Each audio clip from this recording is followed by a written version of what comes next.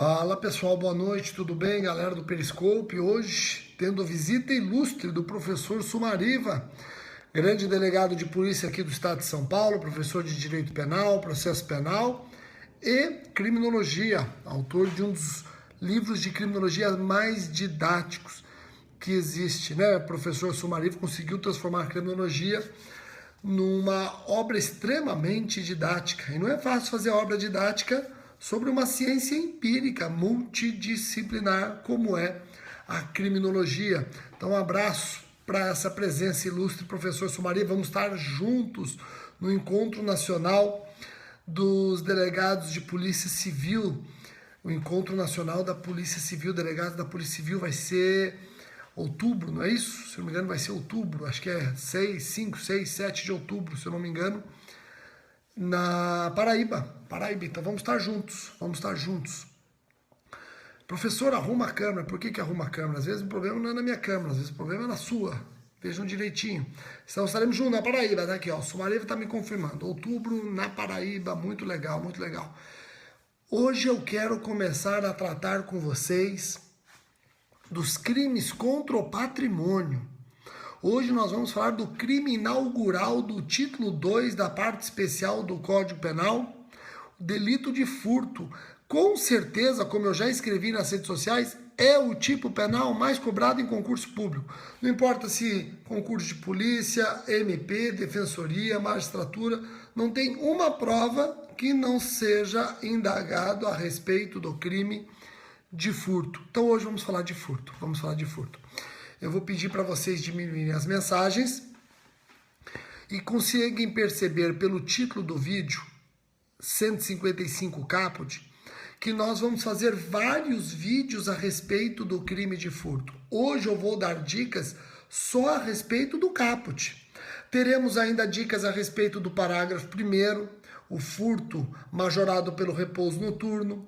Teremos dicas a respeito do parágrafo 2º, furto privilegiado ou mínimo. Teremos ainda dicas a respeito do parágrafo 3º, a cláusula de equiparação, e dos parágrafos 4º e 5º, furto qualificado. Tá ok? Joia? Então hoje, dicas a respeito do artigo 155, caput. Vamos ter vários vídeos a respeito do artigo 155. E lembrando que todos esses vídeos depois vão diretamente para o meu canal do YouTube. Então vamos diminuindo as mensagens, vamos diminuindo. O artigo 155 caput, ele traz o crime de furto simples. Furto simples. Com uma pena de 1 a 4 anos e multa. Estamos diante de uma infração de médio potencial ofensivo. E deixa eu explicar o que eu quero dizer por infração de médio potencial ofensivo. Eu escrevo no meu livro, então para quem eventualmente não tem o meu livro, fique em dúvida o que o Rogério está querendo dizer com isso. Presta atenção. Nós temos a infração penal de menor potencial ofensivo, de médio potencial ofensivo, de maior potencial ofensivo e os crimes hediondos ou equiparados a hediondos. Infração de menor potencial ofensivo é aquela infração de competência do juizado especial criminal que admite transação penal dentro dessa justiça despenalizadora da Lei 9.099/95. Infração penal de menor potencial ofensivo. Já a infração penal de médio potencial ofensivo não admite transação penal, não é objeto de termo circunstanciado e sim inquérito policial, mas por ter pena mínima não superior a 1 ano, admite suspensão condicional do processo. Por isso, infração de médio potencial ofensivo.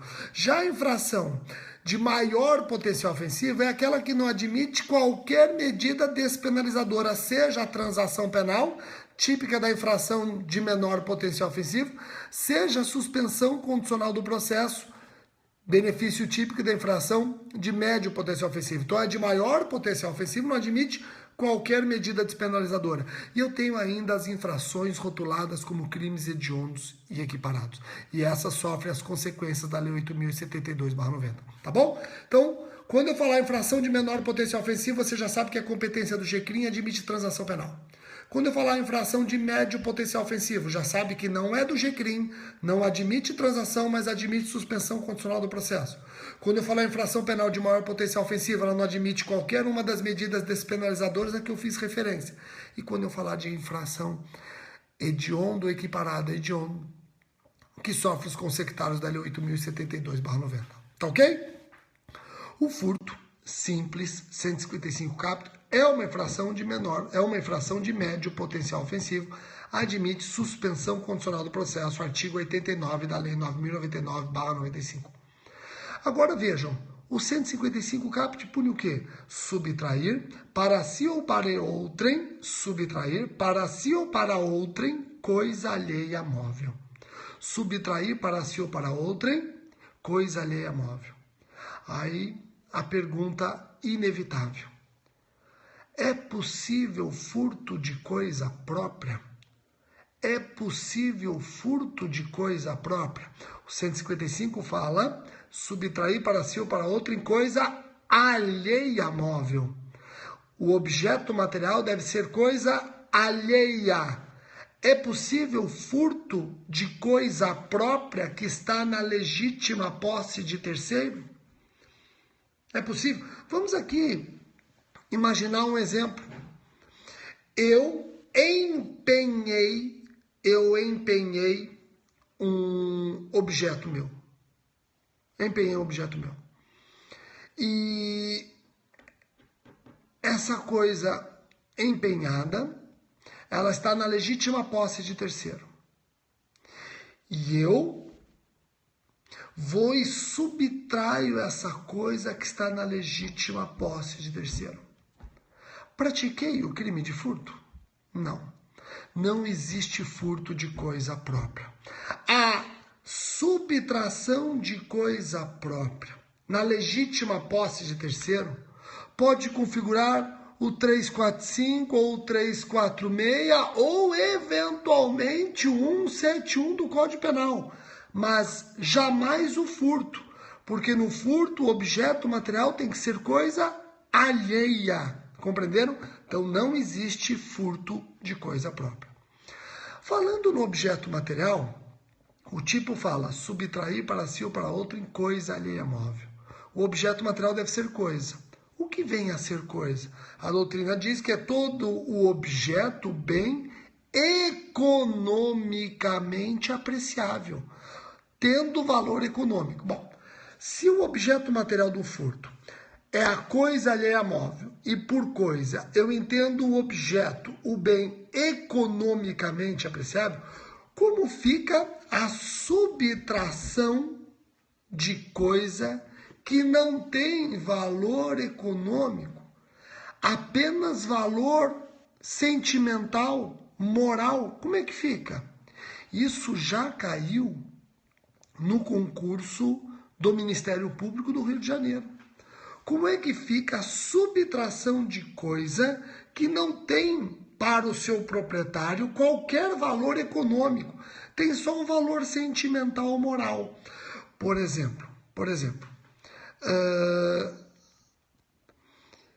eu subtraio de alguém fotografia de um ente querido que já faleceu.